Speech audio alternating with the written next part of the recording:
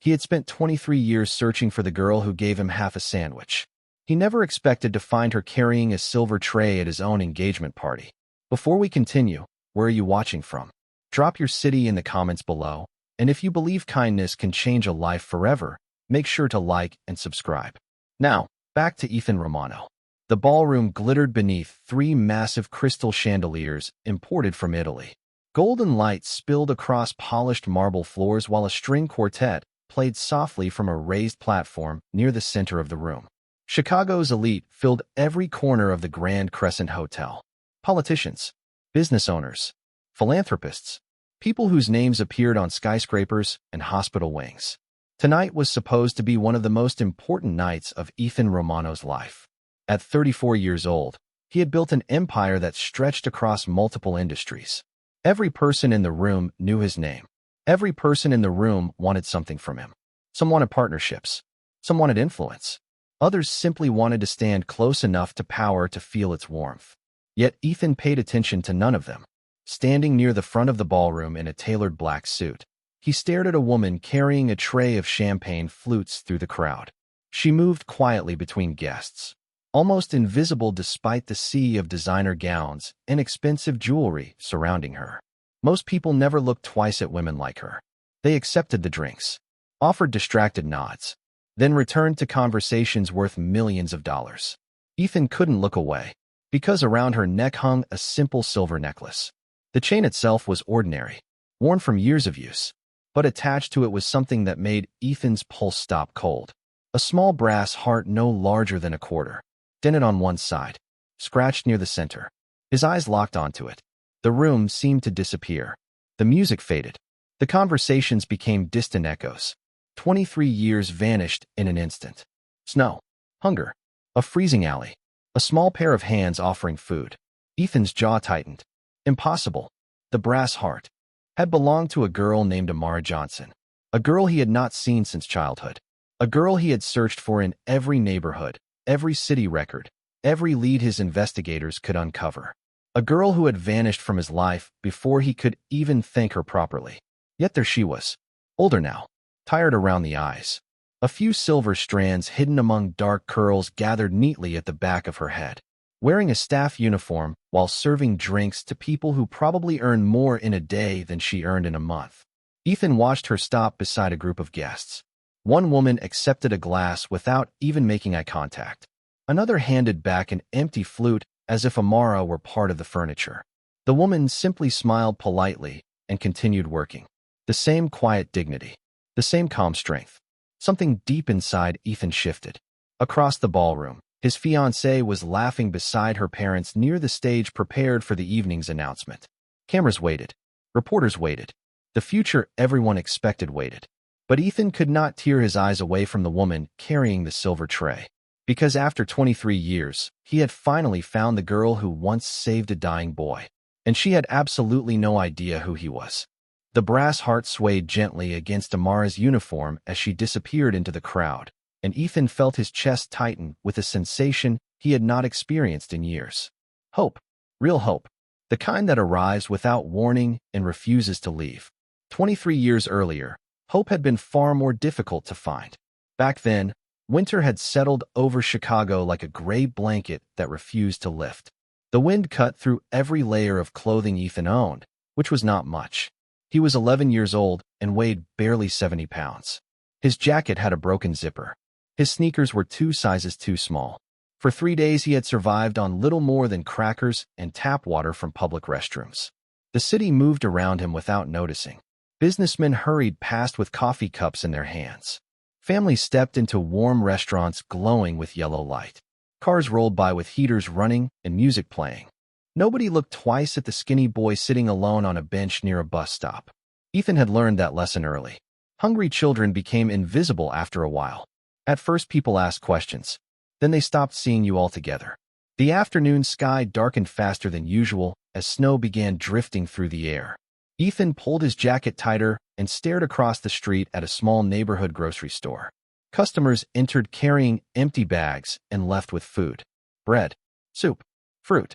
Things most people never thought about. His stomach twisted painfully. He tried standing, but dizziness forced him back onto the bench. The cold seemed heavier that day. The sounds of the city grew distant.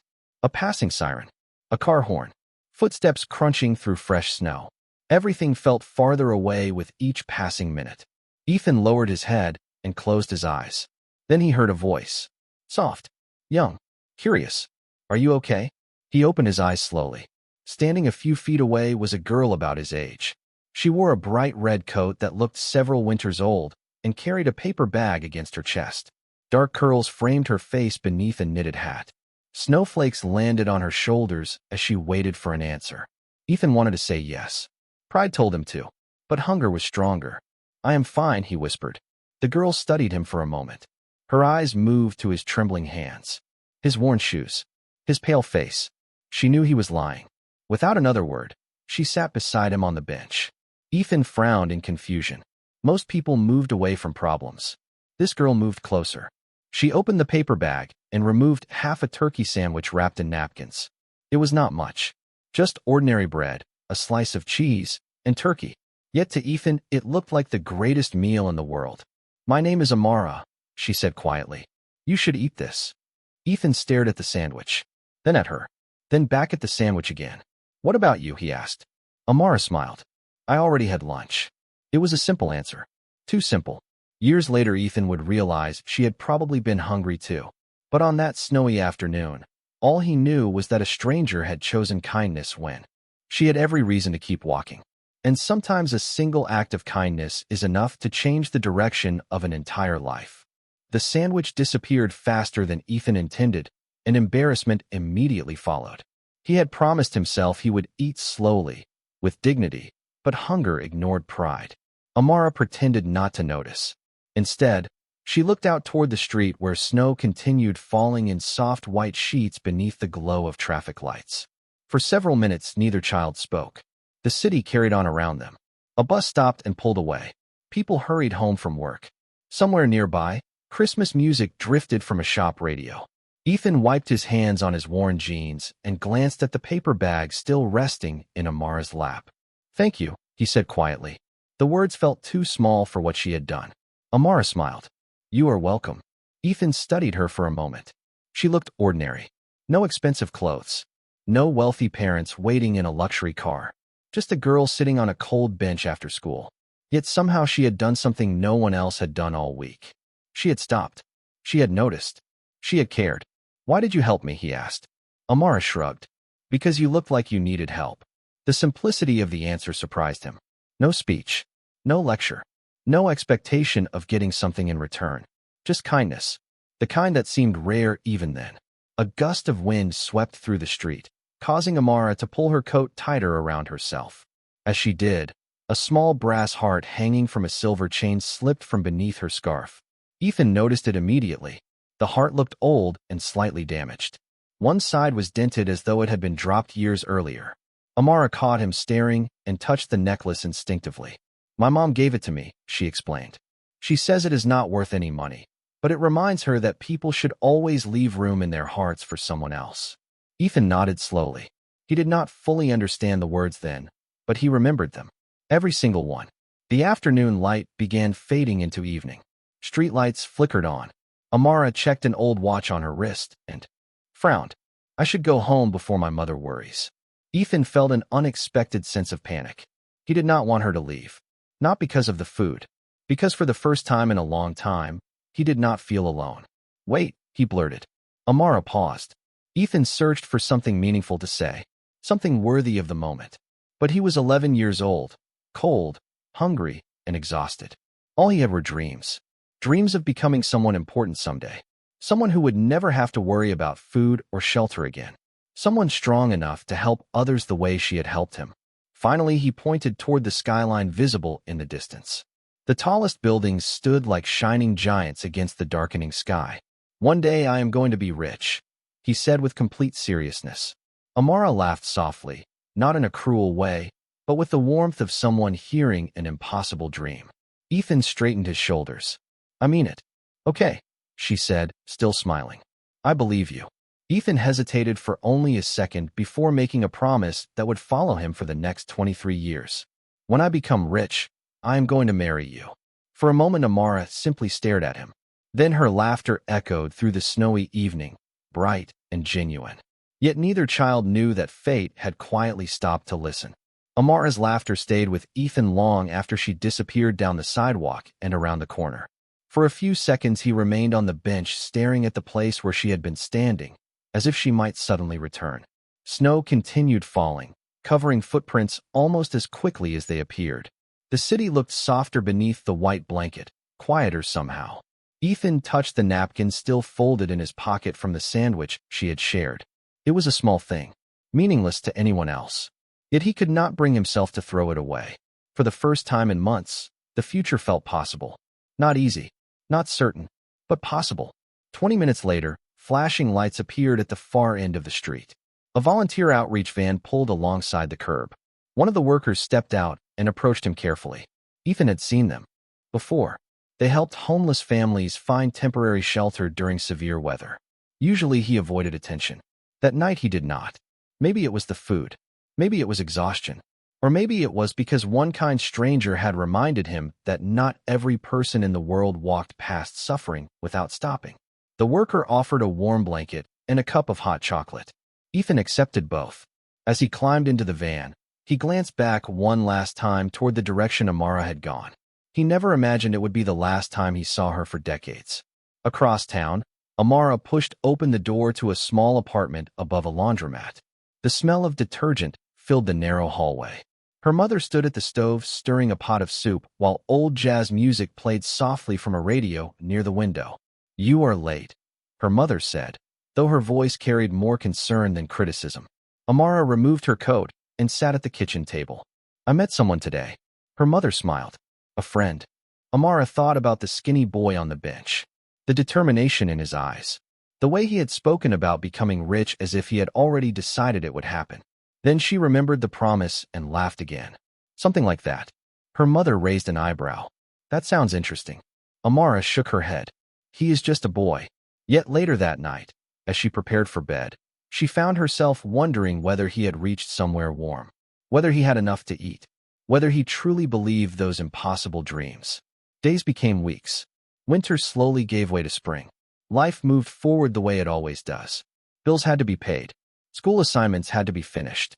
Responsibilities filled every hour. Then one evening, everything changed.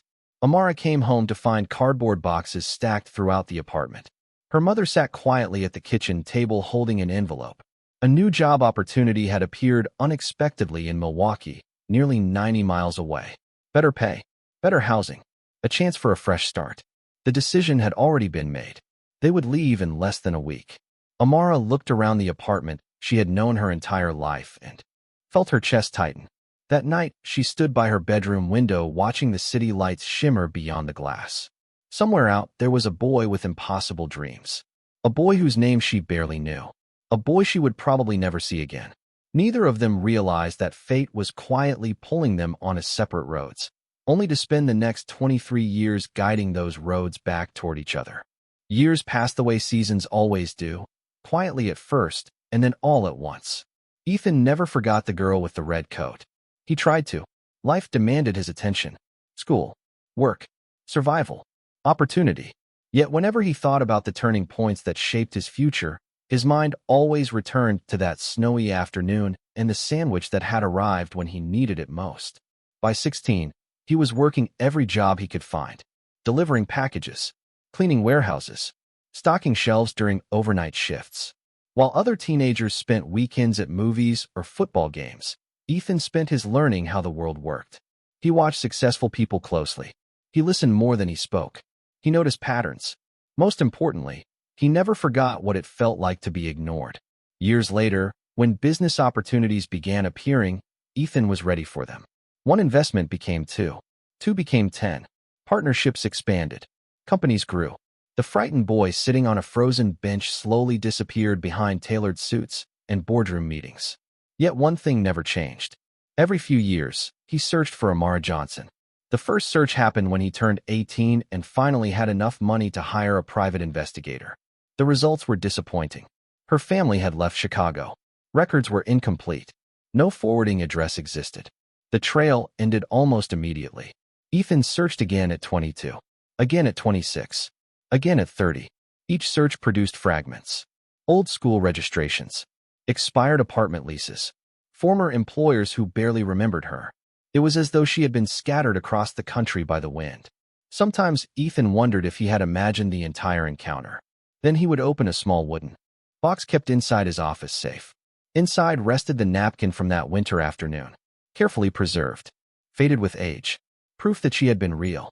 Proof that kindness had once sat beside him on a cold bench. While Ethan climbed higher, Amara's journey moved in a very different direction. Milwaukee became Indianapolis. Indianapolis became Detroit. Detroit became Chicago once again years later. Every move promised stability. Every move brought new challenges. Her mother worked hard, but struggled with recurring health problems. Medical bills appeared faster than savings. College plans became impossible. Responsibilities arrived early and stayed late. Amara worked wherever work could be found. Grocery stores, hotels, cafeterias, event venues. She learned how to smile when exhausted, how to remain gracious when overlooked, how to carry burdens without complaining. The brass heart necklace remained with her through everything. On difficult days, she touched it and remembered her mother's words. Leave room in your heart for someone else. Eventually, she stopped thinking about the boy from the snowstorm. Life became too busy, too complicated, too real. Yet fate had not forgotten. 23 years after their brief encounter, both of them found themselves standing beneath the same roof once again. One arrived through the front entrance surrounded by wealth, influence, and expectation. The other entered through the service hallway carrying trays and preparing for another long shift. Neither understood that every choice, every setback, every mile traveled over 2 decades had been leading toward this single night. And somewhere beyond the ballroom doors, the future was already moving quietly toward them. The ballroom felt smaller with every passing minute. Ethan remained near the stage, but his attention never drifted far from Amara. Across the room, she continued working with the same quiet professionalism she had shown all evening. She carried trays, cleared glasses, smiled politely at guests who barely noticed her presence. To everyone else, she was simply another employee helping a luxury event run smoothly. To Ethan, she was the reason he had survived long enough to stand in that room at all. Ethan, the voice pulled him briefly back to the present. His fiancée, Victoria Sinclair, stepped beside him and slipped her arm through his. Her diamond bracelet sparkled beneath the chandelier light. She was elegant, intelligent, and admired by nearly everyone in Chicago's social circles. Their engagement made sense on paper. Their families approved. Their business interests aligned. Their future looked impressive from the outside. Yet as Victoria spoke about seating arrangements and upcoming interviews with local media, Ethan found himself only half listening. His eyes kept returning to the woman wearing the silver heart necklace. Victoria noticed. "What are you looking at?" she asked. Ethan hesitated. Nothing. But it was not nothing. It had never been nothing. Meanwhile, Amara moved toward a service station near the rear of the ballroom. Her feet ached from standing for nearly 10 hours. Event work was never glamorous. Guests saw polished presentations and smiling staff. They rarely saw the preparation behind the scenes. The long shifts, the sore muscles, the second jobs many workers held just to make rent each month. Amara set down an empty tray and took a slow breath. Her supervisor approached holding a clipboard. "Everything going okay?" he asked. "Yes, sir," she replied. "Good. The engagement announcement starts soon. We need all staff visible and ready." Amara nodded. Another event. Another wealthy family celebration. She had worked hundreds over the years. Most blended together in memory. Yet something felt different tonight. She could not explain why. Several times she had caught Ethan Romano looking in her direction. Not casually. Not accidentally. Intently. As though he recognized her. It made no sense. Men like Ethan Romano did not know women like Amara Johnson. Their worlds were too different. Across the ballroom, reporters began gathering near the stage. Camera lights flickered on. Guests found their seats. The quartet lowered their instruments. Anticipation spread through the room. Ethan should have felt proud. This was the future he had spent years building.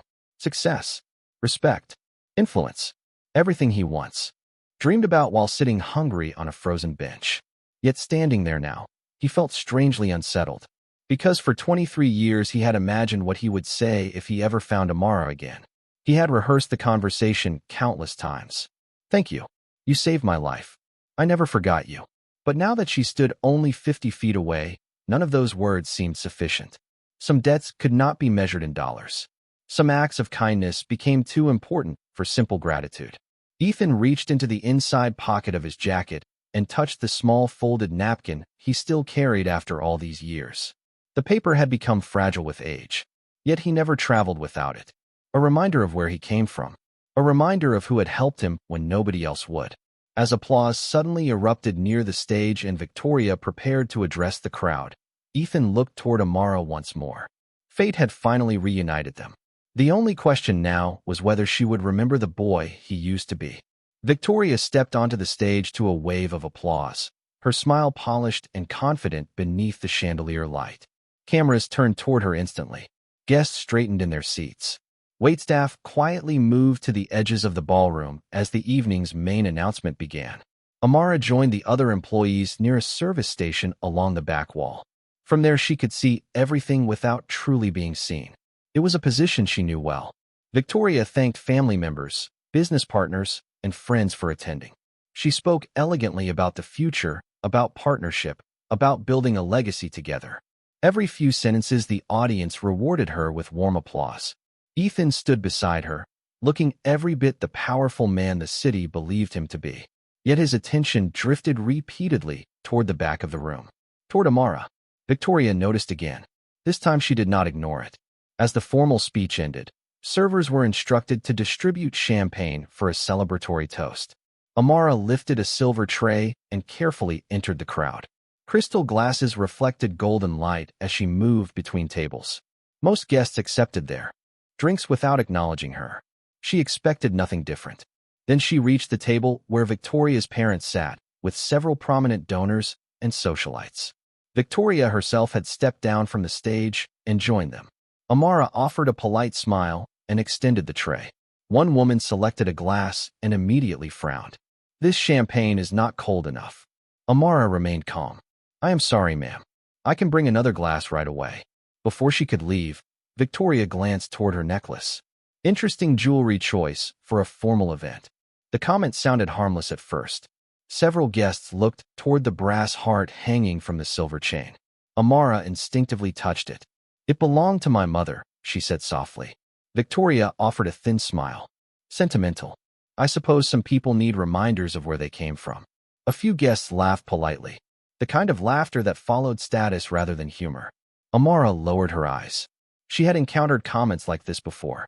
Not openly cruel, just sharp enough to remind someone of their place. Victoria, one guest said with amusement, do not scare the staff. More laughter followed. Victoria lifted her champagne flute. I am simply saying that some people spend their lives serving celebrations while others build them. The words landed heavier than the laughter. Several faces around the table shifted uncomfortably. Amara felt heat rise to her cheeks. Yet she refused to react. Dignity had carried her through harder moments than this one. Excuse me, she said quietly. I should continue working. She turned to leave. What she did not see was Ethan watching from across the room. Every word had reached him. Every smile. Every laugh. Every careless remark. His expression remained unreadable, but something behind his eyes changed. Nearby, members of the press continued taking photographs, unaware that the atmosphere in the ballroom had subtly shifted. Amara disappeared back into the crowd carrying her tray, determined to finish the evening and go home. To her, it was simply another reminder that wealth and status often decided whose voice mattered. But Ethan remembered a freezing winter day when a young girl with almost nothing had shared her food with a stranger who had nothing at all. And standing beneath the glittering chandeliers, surrounded by the city's most influential people, he suddenly found himself questioning whether anyone in the room truly understood the value of the woman they had just mocked. The laughter faded, but the discomfort remained. Guests returned to their conversations, pretending nothing unusual had happened. Crystal glasses clinked. Reporters adjusted camera angles. A pianist near the stage began playing a soft melody. Yet Ethan stood perfectly still. Across the ballroom, Amara continued working as though the comments had never occurred. She collected empty glasses from one table and delivered fresh drinks to another. Her posture remained straight. Her expression remained calm. She carried herself with the same quiet dignity she had shown 23 years earlier on a freezing Chicago sidewalk. That was what finally made Ethan move. Without consulting Victoria, without speaking to his advisors, without considering the dozens of expectations resting on his shoulders, he stepped away from the stage and began walking through the crowd. Conversation slowed as people noticed. Cameras shifted toward him. Several guests assumed he was preparing to make a surprise announcement. In a way, he was. Amara was arranging glasses near the service station when she realized someone had stopped directly in front of her. She looked up and froze. Ethan Romano stood only a few feet away. Up close, he seemed even more imposing than he had from across the room. The room gradually quieted as nearby guests sensed something important was happening. "Is everything okay, sir?" Amara asked politely. Ethan studied her face. The years had changed both of them, yet somehow he still saw traces of the girl in the red coat. The girl who had sat beside a stranger when nobody else would. The girl who had shared her lunch without hesitation. "I have been looking for someone for a very long time," Ethan said quietly. Amara blinked in confusion. "Sir." More guests turned to watch. Victoria's smile slowly disappeared. Ethan reached into the inside pocket of his jacket. For a moment, nobody spoke. Then he carefully removed a small, folded piece of paper protected inside a clear sleeve. The paper looked ancient, fragile, preserved with impossible care. Amara stared at it without understanding. Ethan unfolded it slowly. "Do you remember a snowstorm in Chicago 23 years ago?" he asked. Her brow furrowed. "Chicago." The word seemed to unlock something buried deep beneath decades of memories. Ethan continued. "You were wearing a red coat. You carried a paper bag. Inside was half a turkey sandwich." Amara's eyes widened slightly. Around them, the ballroom had fallen completely silent. "There was a boy sitting alone on a bench," Ethan said. His voice remained calm, but emotion threatened every word. Cold, hungry, certain that nobody cared whether he existed. Amara's hand drifted unconsciously toward the brass heart hanging from her necklace. Ethan noticed. "That boy told you he would become rich someday." Her breathing slowed. The memory returned piece by piece. Snowflakes, a bus stop, a skinny child with impossible dreams. Ethan gave a small smile. Then he made a promise that sounded ridiculous. Amara stared at him. The realization arrived gradually, then all at once. Her eyes filled with shock. "No," she whispered. Ethan nodded gently. "Yes." The room remained motionless. Every guest, every reporter, every camera focused on them. Yet for Ethan, the ballroom had disappeared. There was only the girl who had changed his life and the promise he had never forgotten. For several seconds, nobody moved. The ballroom seemed suspended between past and present, between expectation and truth. Amara stared at Ethan as memories she had not visited in decades returned with startling clarity. The snow, the bench, the hungry boy whose determination had seemed far too large for his small frame. She remembered the impossible promise. She remembered laughing because only children could believe the future was that simple. Yet standing before her now was living proof that impossible things sometimes happened. Ethan carefully held out the preserved napkin. "I kept it," he said softly. "Every year. Every city, every success, every failure. I kept it because it reminded me that the most important thing anyone ever gave me was not money. It was kindness." Amara's eyes filled with tears she had spent a lifetime learning to hide. Around them, guests exchanged uncertain glances. Reporters lowered their cameras. Even Victoria stood speechless. Ethan turned slowly toward the crowd. "Most of you know my accomplishments," he said. "You know the companies, the investments, the buildings, the headlines. But none of those things would exist if a 13-year-old girl had not stopped to help a stranger when she had every reason to keep walking." Silence spread across the room. Nobody laughed now. Nobody looked away. Ethan looked back at Amara. "For 23 years I searched for you." The confession visibly surprised her. "Why?" she whispered. Ethan smiled. Not the polished smile used for business meetings or interviews. A real one. The kind that reached his eyes. "Because some debts are too important to forget." Amara lowered her gaze briefly. "I only shared a sandwich." "No," Ethan replied gently. "You shared hope." The words settled over the room with unexpected weight. Guests who had barely noticed Amara earlier now looked at her differently. Not because of who she knew, not because of her connection to Ethan, but because they were finally seeing her. Ethan reached into his jacket once more and removed a small velvet box. A collective gasp moved through the ballroom. Amara looked startled. Victoria closed her eyes briefly, already understanding what was happening. Ethan opened the box. Inside rested the brass heart necklace clasp he had commissioned from a jeweler years earlier after exhausting every lead in his search. He had carried it for nearly a decade, waiting for a reunion he was never certain would happen. "I made this a long time ago," he said, "just in case I ever found you." Amara covered her mouth in disbelief. Ethan did not kneel. He did not create a spectacle. Instead, he simply offered the gift with both hands. "Whether our paths move forward together or not," he said, "there is something I need you to know. The best thing about my life was never becoming successful. The best thing was learning from your example." Tears slipped down Amara's cheeks. Across the ballroom, people who had arrived expecting an engagement announcement witnessed something far more powerful. A reminder that dignity does not come from wealth. Respect does not come from status. And the smallest act of compassion can echo across an entire lifetime. Ethan had spent 23 years remembering the sandwich, but what he truly remembered was the heart behind it. And on that night, beneath the glow of crystal chandeliers and the eyes of an entire city, the world remembered what dignity looks like.